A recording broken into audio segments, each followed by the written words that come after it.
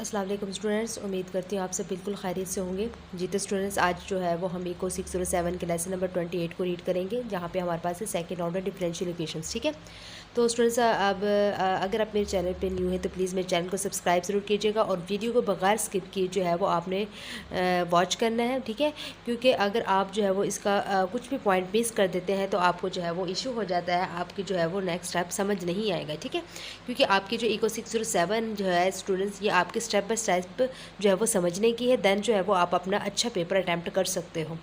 और स्टूडेंट्स जो है आप हम जो है वो अब देखते हैं टॉपिक नंबर 123 को। ठीक है, और higher second order differential equations. तो स्टूडेंट्स, यहाँ पे हमारे पास जो बात हो रही है कि in economic analysis rate of change of the rate of change can be questions regarding economic variables income profits et. यहाँ पे हमारे पास एक इकोनॉमिक एनालिसिस में वो क्या कहते हैं कि हमारे पास rate of change of the rate of change, यानी डबल चेंज हो रहा है हमारे पास किसी भी क्वेश्चंस का। ठीक है, रिगार्डिंग हमारे पास कोई भी इकोनॉमिक वेरिएबल्स है, जैसे कि हमारे पास इनकम्स है, प्रॉफिट्स है, उनका हमने जो है वो दो मरतबा उसका रेट ऑफ चेंज करना, तो वो हमारे पास क्या हो जाएगा, जो है वो इन इकोनॉमिक्स एनालिसिस का जो है ये एक ऐसा रूल भी है। ठीक है, तो such situations can be mathematisations in second higher order differential equations. Let's suppose मैं आपको बताती हूँ, यहाँ पे हमारे पास जो है वो d square Y over D T square is equal to के वाई है। अब यहाँ पे मीन्स दैट हमारे पास क्या हो रहा है, एक होता है ऐसे डी ओवर डी टी, ठीक है, multiply d y over D t, यानी हमारे पास जो है वो एक y फंक्शंस है। ठीक है, तो इसका जो है वो हमने एक दफ़ा डेरिवेटिव ले लिया, इसको एक मरतबा चेंज किया, देन जब चेंज करने के बाद हमने जो है वो अगेन उसको चेंज किया, तो ये वही बात हो रही है कि rate of change of the rate of change. ठीक है, तो अब जो है कि हमारे पास जो है D square Y over D T square equal to के वाई है। डी ओवर डी टी क्या है हमारे पास, rate of change, D over D T हमारे पास रेट ऑफ चेंज, वाई हमारे पास क्या है, एक डिपेंडेंट वेरिएबल है। ठीक है, ये इज इक्वल टू हमारे पास एक के वाई है। अब यहाँ पे आपने जो है वो इसमें इतनी खास सी चीज़ें नहीं है, जो चीज़ें करने वाली मैं आपको बता देती हूँ। यहाँ पे एसिंस derivation can have any order higher than second order. आपको पता है कि कोई भी डेरिवेटिव जो है वो किसी भी ऑर्डर का जो है वो हमारे पास हायर होता है, वो सेकंड ऑर्डर के बिनिस्बत we generalise the higher order differential equations linear differential equations with nth order.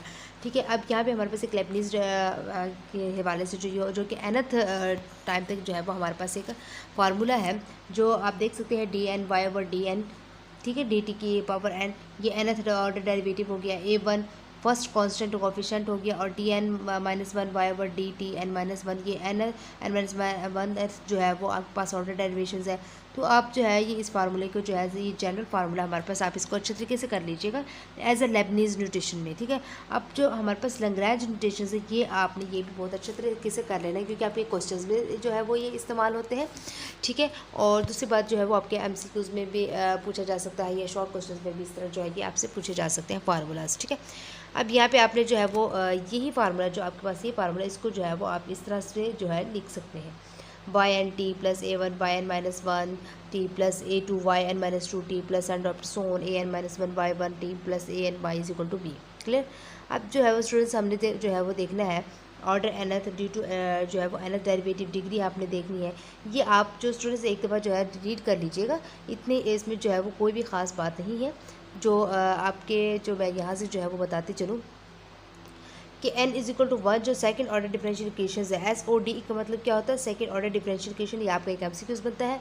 n is equal to two है, तो ये standard form of second order differential equations reduced हो। अब यहाँ पे देख सकते हैं, अगर हम जो है वो कोई भी अगर n जो है वो हम 2 लेते हैं, ठीक है, आपका nth ऑर्डर तक आपका जो है वो फार्मूला था, तो आपने n की जगह 2 पे लिया, तो आपके पास D square Y D T square plus A one D Y D T plus A two Y D is equal to B आ जाएगा। इसको जो है वो हम इस तरह भी लिख सकते हैं, y double dash T plus A one y dash T plus A two y is equal to b. Clear, ये आपने अच्छी तरीके से याद कर लें, ये आपके जो है वो लास्ट लेक्चर तक जो है वो आपका यूज़ होने वाला फार्मूला। इसके बाद स्टूडेंट्स, ये आपके पास जो है वो एक possible cases depending on the values of b we get two possible broad cases. ये मोस्ट इंपॉर्टेंट आपका जो है वो स्टूडेंट्स टेबल है, इसको आपने अच्छे तरीके से समझना है। ठीक है, और फिर ये आइए चीज़ जो है आपके आगे तक ये यूज़ होने वाला है, तो इसलिए मैं कहती हूँ कि आप जो है वो अपनी वीडियो को स्किप ना किया करें, आपने जो है वो स्टेप बाय स्टेप इसको देखा करें, समझा करें। अगर फिर भी कोई मसला हो तो कमेंट बॉक्स में पूछा करें। ठीक है, तो यहाँ पे आपके पास यहाँ पे क्या है, एक सबसे पहले हमारे पास main cases based on value of B. ठीक है, हमने बी की जो वैल्यू है उसको जो है वो उसका जो हमने मेन केस देखना है। ठीक है, अगर हम आइडेंटिफिकेशंस करते हैं, यहाँ पे आप आइडेंटिफिकेशंस का देख रहे होंगे, b इज़ इक्वल टू 0 और b does not equal to 0, क्योंकि हमने b का केस देखना है ना, मेन केस हमारा b है। तो अगर हमारे पास b इज इक्वल टू 0 होता है, आप पीछे प्रीवियस लेक्चर्स में भी देख चुके हैं, वो हमारे पास क्या होता है, होमोजीनियस केस होता है। और जहाँ पर हमारे पास b does not equal to 0 होता है, वो हमारे पास नॉन होमोजीनियस केस होता है। ये तो हमारे पास होगी टर्मिनोलॉजी। अब कंपोनेंट्स ऑफ सोल्यूशन क्या होता है, जब हमारे पास b इज इक्वल टू 0 तो मीन्स दैट हमारे पास yp इज इक्वल टू भी 0 होगा। और जब b नॉन होमोजीनियस पे हमारे पास b does not equal to 0 तो हमारे पास yp भी जो है वो डज नॉट इक्वल टू 0 होगा। क्लियर। अब जो आपने देखना है यहाँ पे आ जाए, अब स्टूडेंट्स आपके पास आता है सब cases based on values of a1 और a2। यहाँ पे ऊपर हमने बेस्ड वैल्यू जो थी b का देखा था, अब a1 और a2 का हमने देखना है। यहाँ पे हमारे पास इसके आइडेंटिफिकेशंस क्या है और पर्टिकुलर सॉल्यूशंस क्या है। आइडेंटिफिकेशंस करते हुए हमने जो है पर्टिकुलर सॉल्यूशंस का जो है वो यूज़ करना होता है। ठीक है, अब आइडेंटिफिकेशंस का आप जो है वो गौर से समझ लें। यहाँ पे हमारे पास अगर a2 जो है वो डज नॉट इक्वल टू 0 हो, ठीक है, और a1 भी जो है वो हमारे पास a1 जो है वो इज इक्वल टू 0 हो, ठीक है, तो हमारे पास क्या हो जाता है, पर्टिकुलर सॉल्यूशंस आपके पास स्टूडेंट्स ये हो जाएगा। ठीक है, यहाँ पे yp जो है वो is equal two means that a1 over a2 है। तो जब a2 जो है वो डज नॉट इक्वल 0 है, तो ये तो हमने डज नॉट इक्वल टू 0 कर दिया। जबकि a1 जो है वो स्टूडेंट्स हमारे पास क्या है, 0 है, तो हमने 0 बाई a2 कर दिया। ये हमारे पास पर्टिकुलर सोल्यूशन आ जाएगा। क्लियर। अब इसके बाद जो है वो हमारे पास अगर हमारे पास कंडीशन आती है a2 इज इक्वल टू 0 और a1 इज इक्वल a1 जो है वो डज नॉट इक्वल टू हमारे पास क्या हो जाए, 0 हो जाए। तो स्टूडेंट्स आपके पास जो पर्टिकुलर सोल्यूशन क्या होगा, ये होगा yp इज इक्वल टू आपके पास क्या है, a2 ओवर a1, ठीक है, t। तो आप t भी आएगा और आपने जो है वो यहाँ पे क्या करना होगा, a2 जो आपके पास 0 आ जाएगा, a1 does not equal to 0 t, आपके पास पर्टिकुलर सोल्यूशन ये यूज़ होगा। ये आपने याद करने हैं, ये थोड़ा थोड़ा डिफरेंस है इनमें, आपने जो है वो गौर से याद करना होगा। ठीक है, इसके बाद जो है वो अगर हमारे पास a2 is equal to 0 a1 is equal to 0 हो जाए, तो हमारे पास ये वाला पर्टिकुलर सोल्यूशन यूज़ होगा कि yp इज इक्वल टू आपके पास क्या आ जाएगा, a2 भी हमारे पास 0 है और a1 जो है वो भी हमारे पास 0 हो, तो उसकी जगह हमने क्या करना है, 0/2 t का स्केयर आ जाएगा, क्या आपके पास इसका पर्टिकुलर सोल्यूशन यूज़ होगा। इसके बाद जो स्टूडेंट्स हम आ जाते हैं, ये तो था हमारे पास स्टूडेंट्स होमोजीनियस केसेस का, यहाँ से यहाँ तक। अब यहाँ से जो है वो हमने यूज़ करना है यहाँ से यहाँ तक नॉन होमोजीनियस केसेस। ठीक है, अब यहाँ पे आप जो है वो देख सकते हैं, अगर स्टूडेंट्स हमारे पास जो है वो, आप यहाँ पे आ जाए, अगर हमारे पास जो है a2 जो है वो डज नॉट इक्वल टू 0 हो और a1 जो है वो इज इक्वल टू 0 हो, तो आपके पास पर्टिकुलर सोल्यूशन क्या होगा, yp is equal b over a2। अगर a2 is equal to 0 a1 does not equal to 0, तो हमारे पास ये particular solution, a2 is equal to 0 a1 is equal to 0, तो हमारे पास ये a जो है वो पर्टिकुलर सोल्यूशन यूज़ होगा। ये आपने जो है वो अच्छी तरीके से याद करने, जहन में रखने हैं एज आ MCQs मोस्ट इंपॉर्टेंट, एज आ जो शॉर्ट क्वेश्चन या लॉन्ग क्वेश्चन जो आपके आते हैं उनमें भी ये यूज़ होते हैं। तो ये मोस्ट इंपॉर्टेंट आपने बहुत अच्छे तरीके से याद कर लेना। आई होप सो आपको जो है वो समझ आ गई होगी इसके। अब टॉपिक नंबर 124 है second order differential equations particular integral. अब यहाँ पे आप देख सकते हैं स्टूडेंट्स, हमारे पास क्या है कि पर्टिकुलर इंटीग्रल yp है, हमारे पास एनी पर्टिकुलर सोल्यूशन, कोई भी हमारे पास पर्टिकुलर सोल्यूशंस है of complete equations, yp provides equilibrium value of yt in inter जो है वो इंटर जो है वो टेम्पोरल सेंस में। ठीक है, अब यहाँ पे आपके पास देख सकते हैं आप, एक yt is equal to yc plus yp है। yt आपको पता है टाइम पाथ है, ठीक है, टाइम पाथ है। अब yc हमारे पास क्या, derivations from equilibrium value of yt, और yp हमारे पास क्या है, इक्विलिब्रियम वैल्यू ऑफ yt आ गया। ये अब यहाँ पे कैसे इस्तेमाल होने वाला है स्टूडेंट्स, हमारे पास जो है वो पर्टिकुलर इंटीग्रल आप देख सकते हैं यहाँ पे हमारे पास यूज़ होने वाला है कैसे। नाउ वी सी, अब यहाँ पे सिंस द सब केस हमारे पास 1 है, सब केस 1 आप ऊपर मैंने आपको दिखाया है यहाँ पे। तो अब जो है वो हम इसको एग्जांपल में यूज़ करने वाले हैं। Since this particular integral yp can be any solution any value of y that satisfies this non-homogeneous equation, we should always try the simplest possible type y is equal to a constant। y हमने क्या लिया, अगर a y is equal to हमारे पास a constant है और if y is equal to k हो तो it follows that, हमारे पास क्या हमने फॉलो करना है ये देख सकते हैं। अब y is equal to हमने क्या रखा है yt, और yt इक्वल है हमारे पास किसके, इक्वल है हमारे पास k के। जब स्टूडेंट्स हमारे पास y ऑफ t जो है वो इक्वल हो k के, अगर हम इस फंक्शन का डेरिवेटिव लें तो हमारे पास क्या आ जाएगा, y डैश t और इक्वल टू क्या आ जाएगा, 0। जब इस फंक्शन का हम दोबारा डेरिवेटिव लें तो y double dash 0 is equal to हमारे पास क्या आ जाएगा, sorry t is equal to हमारे पास क्या आ जाएगा, 0 आ जाएगा। ठीक है, डेरिवेटिव का चाहे आप 1000 बार डेरिवेटिव जो इक्वल टू 0 हो, उसका 0 का जो है वो आप 1000 बार डेरिवेटिव लें तो आपके पास जो है वो 0 ही आएगा। क्लियर हो गया, ये चीज़ हमारे पास जो है वो हमें क्लियर हो गई है। अब जो है वो हम देखते हैं substituting the value of yt y dash T and y double dash T, हमने जो है वो वाई टी भी निकाल लिया, वाई डैश टी भी, और हमारे पास वाई डबल डैश टी भी आ गया। तो अब जो है वो हम इजीली अपने फार्मूले में पुट आउट कर सकते हैं इन द फॉर्म ऑफ, हमारे पास फंक्शन क्या है ये, ठीक है। वाई यानी हमारे पास जो हमने वाई टू तक वाई डबल डेरिवेटिव तक जो है वो हमने यूज़ किया है। तो हमारे पास क्या है, y double dash T plus A1 Y dash T plus A2, ये हमारे पास फार्मूला इज इक्वल टू हमारे पास A2 Y T is equal to B। ये फार्मूला हमारे पास जो है वो यहाँ तक कंप्लीट होता है। अब ये फार्मूला जब पूरी कंप्लीट हुआ, अब हमारे पास वाई डबल डैश टी की वैल्यू क्या निकली है, ज़ीरो निकली है। आपने जो है वो इसको यहाँ पे ज़ीरो पुट कर देना है, प्लस आपके पास जो है वो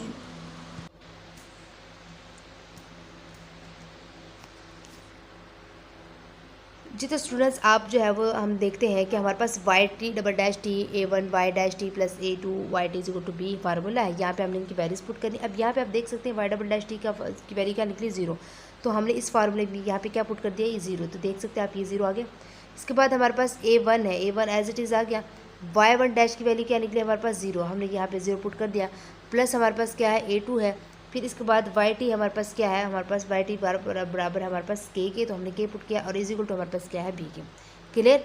अब यहाँ पे जो है वो आप देख सकते हैं ये भी ज़ीरो है, ये भी ज़ीरो हो गया। हमारे पास A2 K is equal to P आ गया, K is equal to P over A आ गया, ठीक है। अब since K is particular value of Y, अब हमें पता है कि जो है वो हमारे पास किसका पर्टिकुलर है, वाई का है। तो the satisfies the differential equations we can call it particular solution y P.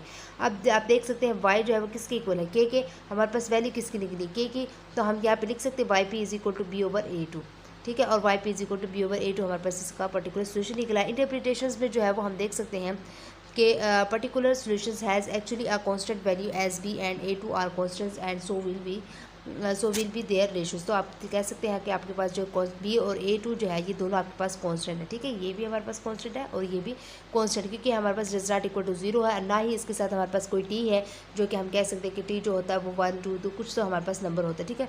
तो यहाँ पे जस्ट ये दो जो है हमारे पास सिंबल्स यूज हो रही है, ये दोनों हमारे पास क्या है स्टूडेंट्स, कांस्टेंट है। तो नाउ हम देखते हैं केस नंबर 2 को देखते हैं स्टूडेंट्स। अब if A2 is equal to zero हम रखें तो formula of particular solution P over A2 है, ठीक है। हमारे पास ये निकला, तो यहाँ पे अगर हम A2 is equal to zero लिखें तो हमारे पास फंक्शन स्टूडेंट्स क्या हो जाएगा, अनडिफाइंड हो जाएगा, ठीक है। इसके बाद जो है वो हम क्या करना है, y इज इक्वल टू, जैसे कि हमारे पास KT है तो हमने y इसका जो है वो फार्मूला जो डेरिवेटिव लिया y dash t is equal to क्या आया, और y डबल डैश टी जब लिया तो हमारे पास ज़ीरो आ गया, ठीक है। ये आप करके देख सकते हैं, ठीक है। अब यहाँ पे हमारे पास जो फार्मूला यूज़ होता है ये वाला फार्मूला यूज़ होता है। यहाँ पे हमने जो है वो इनकी तमाम की वैल्यूज़ पुट करनी है।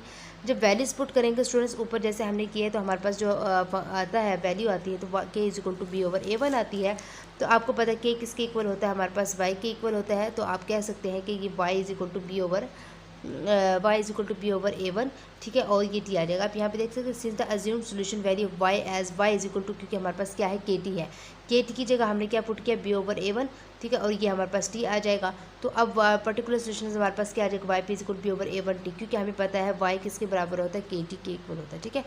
तो अब जो है वो हमारे पास इंटरप्रिटेशन हम देख सकते हैं कि solution has actually a non constant. यहाँ पर हमारे पास जो है वो नॉन कांस्टेंट होगी regardless of B and A1 beings constants है। It is due to T that gets multiplied with their ratios B over A1। आप हम कह सकते हैं, आप देखिए बी और ए जो है ये तो चलो हमारे पास कांस्टेंट है, लेकिन हमारे पास जो इसके साथ जो मल्टीप्लाई हो रहा है एक, वो हमारे पास टी वेरिएबल टी है। अब टी हमारे पास कुछ भी हो सकता है, 1 2 3 4 5 अप टू सो कुछ भी हो सकता है, हायर ऑर्डर हो सकता है, कुछ भी हो सकता है। तो इसलिए हम कह सकते हैं कि हमारे पास क्या है, नॉन कांस्टेंट है, ठीक है। इसके बाद जो है वो हमारे पास जो है वो सब केस नंबर जो 3 है, if A1 is equal to zero और A2 is equal to zero है तो हमने चेक करना है कि सब केस 1 एंड सब केस 2 को फार्मूले को, अगर A1 ज़ीरो रखें और A2 ज़ीरो रखें तो हमने सब केस 1 और सब केस 2 को चेक करना है, किस में, सब केस 3 में। अब यहाँ पे हमने जो निकाला था सब केस 1 के तहत y P is equal to b over A1 और सब केस 2 के हिसाब से y P is equal to b over A2 t निकाला था, ठीक है। अब substitute value sub case 3 A1 is equal to zero A2 is equal to zero अगर हम रखें, यहाँ पे भी ज़ीरो पुट करें, यहाँ पे भी ज़ीरो पुट करें तो हमारे पास ये भी फंक्शन अनडिफाइंड हो जाएगा और ये भी फंक्शन हमारे पास क्या हो जाएगा, अनडिफाइंड हो जाएगा, ठीक है। क्योंकि अगर कोई भी वैल्यू जैसे बी ओवर ज़ीरो रखें तो हमारे पास क्या आ जाता है, ये सॉरी यहाँ पे हमारे पास क्या आ जाएगा, अनडिफाइंड आ जाएगा, ठीक है। तो अब जो है वो स्टूडेंट्स आप देख सकते हैं, ठीक है। यहाँ पे जो है वो आप देख सकते हैं कि there for the particular integral using the both sub case 3 give and undefined answer we need another formula to find the value of Y P. ठीक है, अब यहाँ पे जो है वो हमने क्या करना है स्टूडेंट्स, अज्यूम कर लेना है कि y इज इक्वल टू के, y is equal to k t and y is equal to k t square. हमने 3 तरह की जो वैल्यूज़ ले ली हैं इन सब केस 3 में। अब सबसे पहले हमने जो है वो क्या करना है, y T is equal to k t का स्केयर दिया स्टूडेंट्स। जब हमने इसका जो है वो हमने क्या ले लिया, डेरिवेटिव लिया। ठीक है, किसका, इसका हम जब डेरिवेटिव लेंगे y dash t is equal to k t, फिर हमने इसका डेरिवेटिव लिया तो y double dash t is equal to 2 k आ जाएगा। ठीक है, तो आपने इसी तरह जो है वो फार्मूलेज में पुट करनी, तो आपके पास last answer k is equal to P over 2 आ जाएगा। तो आप कह सकते हैं वाई इज इक्वल टू जो है वो आपके पास के टी का स्केयर के इक्वल था, तो k to the get solution of value of y, तो वाई इज इक्वल टू हमारे पास के टी स्केयर है, तो मतलब पर्टिकुलर सोल्यूशन हमारे पास Y P is equal to P over 2 T square आ जाएगा। ठीक है, इंटरप्रिटेशंस भी आप देख सकते हैं कि हमारे पास क्या नॉन कॉन्स्टेंट, क्योंकि हमारे पास इसके साथ क्या है, टी स्केयर है, तो ये इसका कुछ ना कुछ वैल्यू निकलती है। टॉपिक नंबर 125 की तरफ बढ़ते हैं। सेकंड ऑर्डर डिफरेंशियल इक्वेशंस है स्टूडेंट्स हमारे पास पर्टिकुलर इंटीग्रल। तो second order differential equations particular integral numerical non homogeneous case हमने देखा। ऊपर हमने जो पढ़ा था हम होमोजेनियस केस पढ़ते रहे, अब हम नॉन होमोजेनियस केस को देखेंगे। ठीक है, तो यहाँ पे हमारे पास क्या होता है, b does not equal to 0, a two does not equal to 0। तो हमारे पास जो है वो A1 does not equal to 0 हो और A1 0 हो, तो हमने कैसे करना है। एग्जाम्पल हमारे पास स्टूडेंट्स ये गिवन है। ठीक है, ये हमारे पास एक एग्जाम्पल गिवन है, y double dash T plus y dash t minus 2 y is equal to -10। अब आपको फार्मूला तो याद होगा, फार्मूला हमारे पास स्टूडेंट्स क्या है, ये है, उसको जो हमने स्टैंडर्ड फॉर्म में किया हुआ, ये हमारे पास फार्मूला है। अब इस इक्वेशन को इसके साथ जो है वो कंपेयर करना है। ठीक है, हमारे पास इस इक्वेशन को इसके साथ जो है वो कंपेयर करना है, तो हमारे पास क्या है, आप देख सकते हैं वाई डबल डैश टी की जगह पे वाई डबल डैश टी। ठीक है, y1 डैश टी यहाँ पे हमारे पास, जबकि यहाँ पे A1 वाई डैश टी है, तो आप देख सकते हैं यानी A1 जो है वो हमारे पास क्या है, इसका मतलब यहाँ पे 1 है, यहाँ पे जो है वो हमारे पास A2 जो है वो -2 है। ठीक है, आप यहाँ पे इसको कंपेयर करेंगे, b इज इक्वल टू -10 है, तो आप यहाँ पे इसमें देख भी सकते हैं A1 A2 एंड B निकला हुआ, ये नॉन होमोजेनियस केस में। अब से केस 1 जो है वो हम देखते हैं students, A1 is equal to 0, A1 is equal to 1 does not equal to जो कि 0 है, और T इज इक्वल टू -2 है, डज नॉट इक्वल टू 0, और B इज इक्वल टू -10 है, जो कि ये भी हमारे पास डज नॉट इक्वल टू 0 है स्टूडेंट्स। यहाँ पे जो है वो आपके पास क्वेश्चन में जो चीज़ गिवन है, ठीक है, यहाँ पे 1 है A1 की जगह पे। ठीक है, ये -2 आपके पास है और ये -10 है B की जगह पे। ये सब जो है वो नॉन ज़ीरो है। तो अब आपके पास जो है पर्टिकुलर सोल्यूशन, आपके पास जो y P is equal to P over A2 है। ठीक है, तो यहाँ पे आपने इनकी वैल्यूज पुट करनी, तो आपके पास वाई पी की वैल्यू 5 आ जाएगी। तो इंटरप्रिटेशन हमारे पास क्या है, 5 है। तो आप जो है वो कह सकते हैं ये फार्मूला आपके पास पे अगेन आप डिफरेंशियल ऑर्डर डिफरेंशियलिकेशन का आपके पास ये आपके पास एक इक्वेशन है। ठीक है, आपने जो है वो करना है, ये बता दिया है कि b does not equal to 0, A2 is equal to 0, और A1 जो है वो हमारे पास क्या है, डज नॉट इक्वल टू 0 है। ठीक है, इसको फार्मूले के जो है वो आपने यूज़ करते हुए बता दिया। नेक्स्ट हमारे पास एक और इसी तरह के एक एग्जाम्पल है, यहाँ पे आप देख सकते हैं। फिर ये आपके पास फार्मूला है, आपने इन दोनों को कंपेयर करना है स्टूडेंट्स। कंपेयर करने के बाद आपने बताना है A1 क्या है, A2 की वैल्यू क्या है, B की वैल्यू क्या है, ये हमारे पास कौन सा नॉन ज़ीरो कौन सा ज़ीरो है। ठीक है, ये बताना। फिर आपने पर्टिकुलर सोल्यूशन का फार्मूला पुट करते हैं, इनकी वैल्यूज पुट करनी, और आपके पास इन आंसर आ जाएगा। ठीक है, तो आप जो है वो यही आपका इंटरप्रिटेशन है। इसके बाद एक और एग्जांपल हमारे पास वाई डबल डैश टी जो है वो -10 निकलता है। यहाँ पे हमारे पास ये फार्मूला है। ठीक है, इनको आपने यूज़ करना है स्टूडेंट। सेम वही चीज़ें हैं, बार बार रिपीट हो रही है इस एक उसमें। ठीक है, आपने इनको देख लेना है। इसके बाद हमारे पास जो है वो समरी देखते हैं हम। समरी मोस्ट इंपॉर्टेंट चीज़ है। अब देखें नॉन होमोजीनियस केस है। अब आपने जो सब केस 1 किया था स्टूडेंट्स, सब केस के 1 में आपके पास ये एक इक्वेशन गिवन थी, वाई पी आपके पास B ओवर A2 निकला था, और आपने इसकी वैल्यू पुट की थी -10 और -2 आपके पास 5 निकला। फिर आपने सब केस 2 किया, आपके पास B ओवर A1 टी था, और आपने वैल्यू पुट की वाई पी इज -10 टी। इसके बाद आपने ये सब केस 3 किया, तो आपके पास वैल्यू निकली 5p is equal to -5 t square. अब यहाँ पे आप देख सकते हैं, यहाँ पे आपके पास ये फार्मूला था, ये फिर ये, और फिर आपका ये था। अब यहाँ पे आपने जो है वो देखना है, इन नॉन होमोजेनियस केस में b इज इक्वल टू -10 था, जिसमें कि ये वैल्यूज पुट करने के बाद आपके पास वाई पी आपके पास ये निकले हैं। ठीक है, अब इसका मतलब है ये हमारे पास क्या है, ये सेकंड ऑर्डर में है, ये फर्स्ट डेरिवेटिव है, और ये सिंपल वाई पी है। ठीक है, सेकंड डेरिवेटिव, फर्स्ट डेरिवेटिव, और ये सिंपल वाई है। तो इसी तरह आपके पास होमोजेनियस केस में भी आपके पास क्या है, ये फार्मूला पुट किया था, ये आपके पास सब केस 1 सब केस 2 सब केस 3, वाई पी आपके पास ये निकले थे। b इज इक्वल टू 0 के आपके पास आपने वैल्यूज पुट किए, आपके पास Y P is equal to 0, Y P is equal to 0, Y P is equal to 0, आपको पता होमोजेनियस केस में एक ही चीज़ बात होती है कि आपके पास जो है वो क्या होता है, y P is equal to 0 होता है। इसके बाद टॉपिक नंबर 126 की तरफ बढ़ते हैं स्टूडेंट्स। कम्प्लीमेंट्री फंक्शंस बाय सी जनरल सॉल्यूशंस है, ठीक है। यहाँ पे आप जो है वो देख सकते हैं वाई टी टाइम पाथ है, वाई सी हमारे पास derivation from equilibrium value of Y T है, और वाई पी जो है वो हमारे पास equilibrium value of Y T है। कम्प्लीमेंट्री इक्वेशंस बाय सी का मतलब क्या होता है कि जनरल सॉल्यूशंस है हमारे पास of producing equation Y C provides derivation of time path. Y C जो है वो हमें क्या प्रोवाइड करता है, derivation of time path Y T from equilibrium value से, ठीक है। इक्विलिब्रियम वैल्यू से हमें जो है वो एक टाइम पाथ जो है वो प्रोवाइड करता है एट एवरी पॉइंट किसी भी टाइम पे। अब यहाँ पे जो है वो स्टूडेंट्स आप देख सकते हैं मेन हम चीज़ जो है वो यहाँ पे देखेंगे वाई पी जो है वाई टी अप्रोच करेगा वाई पी से, ठीक है, वैन जब हमारे पास वाई से अप्रोच करेगा 0 पे। यहाँ पे हम इसके सिंपल एक एग्जांपल की तरफ आते हैं। तो आप देख सकते हैं हमारे पास Y T is equal to A की पावर आर टी है। अगर हम ए की जगह पे 1 पुट कर दें तो स्टूडेंट्स हमारे पास क्या आ जाएगा, Y T is equal to E की पावर आर टी आ जाएगा, ठीक है। जब ए की जगह पे हमारे पास 1 पुट हो जाएगा यहाँ पे, तो हमारे पास Y T is equal to E R की पावर आर टी निकल आएगा। जब हम इसका डेरिवेटिव लेंगे हमारे पास आर ई आर टी आ जाएगा। जब सेकंड डेरिवेटिव लेंगे R square E R T आ जाएगा, ठीक है। अब आपने यहाँ पे एक इसी तरह एक y T is equal to t square लिया, इसका आपने फर्स्ट डेरिवेटिव लिया, सेकंड डेरिवेटिव लिया, तो y double dash t is equal to 2 निकला है। तो अब आपको आपके पास जो फार्मूला है देख सकते हैं आप, अज्यूमिंग का सेकंड ऑर्डर डिफरेंशियल इक्वेशन हमारे पास क्या होता है, y double dash T plus A one y dash T plus A two y T is equal to 0 है। यहाँ पे हमने इसके इस इक्वेशन के तहत भी हमने इसको सोल्व किया, ठीक है। इसमें इस फार्मूले में जो है इनकी तमाम वैल्यूज पुट की, फिर हमने जो है वो ये हमारे पास लिखा उसमें हमने जो है वो इनकी तमाम वैल्यूज पुट की, हमारे पास ये आ जाएगा, ठीक है। अब यहाँ पे आप देख सकते हैं students, reduction of left hand side to 0। अगर हम जो है लेफ्ट हैंड साइड पे हमारे पास 0 होते हैं, इस possible as all variable expression E की power R T are same है, तो दिस ऑफ कोर्स हमारे पास values of R A one and R two A two आ जाएगा, ठीक है। इसी तरह आपने इसको जो है वो रीड आउट कर लीजिएगा। इसके बाद जो है वो सिंपल हमारे पास जो है वो आप देख सकते हैं Y T is equal to this है। जब हम इसका लेंगे डेरिवेटिव इस तरह आ जाएगा, फिर सेकंड डेरिवेटिव इसके लिए आपने जो है वो सेकंड ऑर्डर डिफरेंशियल इक्वेशंस में इनकी वैल्यूज़ को पुट किया, आपके पास R square A one R plus A two is equal to 0 आ जाएगा। अब आपके पास A X square plus B X plus C is equal to आपके पास एक क्वाड्रेटिक फार्मूला यूज़ होता है, क्योंकि आपके पास ये जो है ये वो जो लास्ट सोल्यूशन निकलता है आपके पास एज अ क्वाड्रेटिक निकलता है।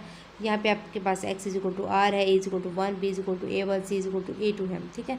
इस क्वाड्रेटिक फार्मूले में आपने जो है वो इन तमाम वैल्यूज़ को पुट कर देना। इस क्वाड्रेटिक फार्मूले में ये जो निकली हैं, तो आपके पास जो है वो R1 और R2 दो निकल आएंगे वैल्यूज़। आपको पता है एक प्लस की होती है एक माइनस की वैल्यू निकल आती है, जैसे यहाँ पे देख सकते हैं। तो इसमें से एक R1 हो जाएगा और एक R2 हो जाएगा, प्लस वाली R1 और माइनस वाली R2 हो जाएगा। अब यहाँ पे जो है वो स्टूडेंट्स आप देख सकते हैं R1 plus R2 sum of the two roots equal आप अगर करेंगे -a1, तो आपके पास R1 प्लस R2 आ जाएगा। यहाँ पे आपने इनका सम कर लेना, आपके पास -7/2 -7/2 आ जाएगा। तो सो आपके पास लास्ट सोल्यूशन जो निकलेगा -7 निकलेगा। आप इसको रिहर्सल करके देखिएगा, ठीक है, DIY। अगर नहीं समझ आए तो आप मुझसे पूछ लिएगा कमेंट बॉक्स में, ठीक है। इसी तरह आपने इसका नेक्स्ट कर लेना है, ये लास्ट में आपके पास A2 आ जाएगा। बहुत सिंपल से जो है वो डेरिवेशन। इसके बाद टॉपिक नंबर 127 की तरफ हम जो बढ़ते हैं, second order differential equations distinct real roots. Distinct real roots, real distinct mean का मतलब क्या होता है, हमारे पास मुख्तलिफ डिफरेंट, ठीक है। अब यहाँ पे हमारे पास मुख्तलिफ रियल रूट्स जो है वो आएंगे। अब यहाँ पे आपने जो है वो देखना है, आपके पास R1 और R2 characteristics of A characteristic equation of second order differential equation is R1 और R2 है। अब यहाँ पे आपके पास R क्या था, ये था R1, आपके पास ये नहीं था, और R2 जो है वो आपके पास ये होता है। अगर हम केस 1 की बात करें, आपके पास 3 पॉसिबिलिटीज़ होती हैं। आपने अच्छा एक चीज़ मैट्रिक में बेस पे भी आपने जो है वो पढ़ा होगा। आपके पास एक फार्मूला जैसे ये क्वाड्रेटिक फार्मूला ये होता है। जब आप ये वाली चीज़ लिखते हैं तो ये आपके पास क्या होती है स्टूडेंट्स, डिस्क्रिमिनेंट होता है, ठीक है। A1 एक्चुअली आपके पास होता तो ये है ना, यहाँ पे B स्केयर -4AC होता है, ठीक है। जब आप क्वाड्रेटिक फार्मूला देखते हैं, दोबारा मैं राइट कर देती हूँ, B स्केयर -4AC जो आपके पास अंडर रूट में होता है। तो यहाँ पे जो है वो हमने पुट किया हुआ है ये A1 का स्केयर -4A, ठीक है, और A2 है यहाँ पे, और C जो है वो हमारे पास क्या हो जाएगा 1, ठीक है। तो आपने यहाँ पे ये वाली डिस्क्रिमिनेंट फार्मूला होता है, तो आपके पास ये वाला है A1 का स्केयर -4A2। तो अब यहाँ पे 3 पॉसिबिलिटीज़ है इस डिस्क्रिमिनेंट की। आपके पास जो है वो या तो ग्रेटर दैन हो सकती है, लेस दैन हो सकती है, या 0 हो सकती है। अब केस 1 की बात करते हैं तो स्टूडेंट्स हमारे पास A क्या होता है, ग्रेटर दैन 0 होता है। तो मतलब A1 का स्केयर जो है वो ग्रेटर दैन हो गया 4A2 से, क्योंकि हमारे पास जो है वो राइट साइड पे चल जाएगा, और ये हमारे पास क्या हो जाएगा, डिस्टिंक्ट रियल रूट्स हो जाएगा। ठीक है। इसके बाद जो है वो स्टूडेंट्स हम केस 2 की बात करें। केस 2 की बात जब हम करेंगे स्टूडेंट्स तो हमारे पास क्या आ जाएगा, ये A1 का square minus 4A2 is equal to 0 हो जाएगा और ये 4A2 जो है वो हमारे पास राइट साइड पे चल जाएगा तो पॉजिटिव हो जाएगा। A1 का square is equal to 4A2 बन जाएगा। तो ये हमारे पास क्या है, रिपीटेड रियल रूट्स है। अब जब हमारे पास A1 केस 3 की बात करें तो A1 का square minus 4A2 less then 0 हो तो ये हमारे पास ये राइट साइड पे चल जाएगा। A1 का स्केयर लेस दैन 4A2 हो जाएगा। तो इसका मतलब हमारे पास कम्प्लेक्स रूट्स है। अब कम्प्लेक्स रूट्स क्या होते हैं आपको पता है, हमारे पास जो है वो x plus iota y form वाला होता है कम्प्लेक्स। ठीक है, तो ये हमारे पास इस तरह जब हम इसको एज ए सॉल्व करके देखेंगे तो हमारे पास कम्प्लेक्स रूट्स आ जाएगा। तो इसके बाद जो है खैर हम इसको जो है वो इतनी डीपली नहीं जाएंगे क्योंकि हमें जस्ट इसका बताना है, रिप्रेजेंट करना है कि ये हमारे पास क्या है। तो we consider the distinct real roots. जब हम डिस्टिंक्ट रियल रूट्स की बात करते हैं, जो हमारे पास ये फर्स्ट केस है, ठीक है, तो A1 का square minus 4A2 greater than 0 है हमारे पास यहाँ पे। जब आप इसको जो है वो एज अ क्वाड्रेटिक फार्मूले में पुट करना चाहेंगे तो आपके पास R1 जो है वो डज नॉट इक्वल टू हो जाएगा R2 के, क्योंकि स्टूडेंट्स आपके पास क्या होता है, लेट्स सपोज आपके पास अगर आ जाता है एक हमारे पास वैल्यू होती है जैसे कि R1 प्लस R2 है, दूसरी हमारे पास R1 माइनस R2 आ जाएगा। अब R1 की वैल्यू हमारे पास 5 है प्लस R2 हमारे पास 2 है तो ये 7 बन जाएगा। फिर हम माइनस की बात करेंगे तो R1 5 है माइनस R2 2 है तो हमारे पास क्या वैल्यू आएगी, 3 आएगी। तो 7 और 3 में डिफरेंट है ना, दोनों का सेम आंसर नहीं है, तो मतलब ये हमारे पास क्या है, डिस्टिंक्ट रियल रूट्स हो जाएगा।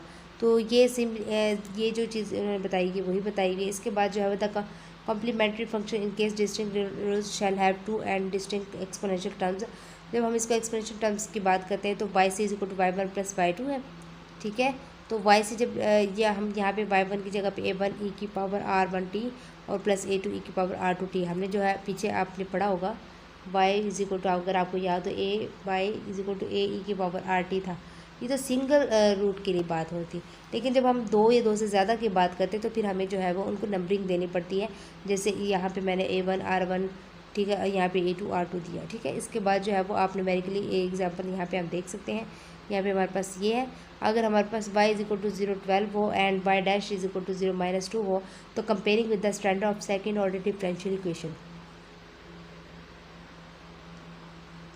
जी स्टूडेंट्स, आप यहाँ पे देख सकते हैं, यहाँ पे हमारे पास एक सेकंड ऑर्डर डिफरेंशियल इक्वेशंस की वैल्यू है। यहाँ पे हम इसको जो है बता सकते हैं A1 A2 B भी बता सकते हैं। जो हमारे पास गिवन इक्वेशंस है इसके तहत इसको जब हमने कंपेयर किया इस सेकंड ऑर्डर डिफरेंशियल इक्वेशन फार्मूले के तहत, तो आप जो है वो देख सकते हैं A1 का square minus 4A2 less than greater than equal to हमारे पास जो होता है 0 हो जाता है।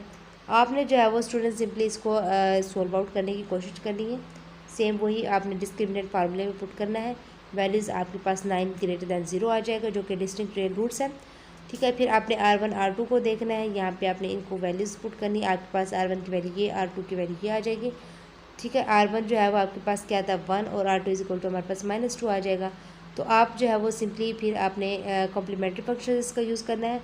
कॉम्प्लीमेंट्री फंक्शन यूज़ करते हुए आपने फार्मूले को पुट करना है, जो है वो सोल्व आउट करना है। फिर आपने जो जनरल सोल्यूशन आपके पास y t is equal to किसकी इक्वल था, y c plus y p, यानी कॉम्प्लीमेंट्री फंक्शंस प्लस आपके पास जो है वो पर्टिकुलर सोल्यूशन जो है वो। ठीक है, इनको सॉल्व करना है। इसको सम करने के बाद आपके पास जो है तो फाइनली ये रिजल्ट आता है। फिर आपने जो है डेफिनेट सोल्यूशंस को देखना है।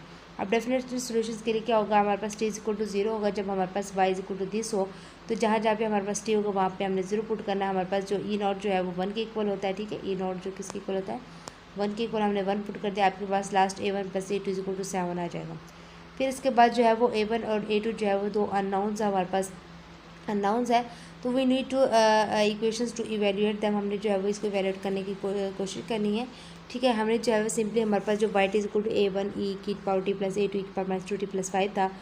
तो ठीक है, तो यहाँ पे हमने जो है वो इनको y डैश इसका जब हमने डेरिवेटिव लिया तो हमारे पास ये आ जाएगा।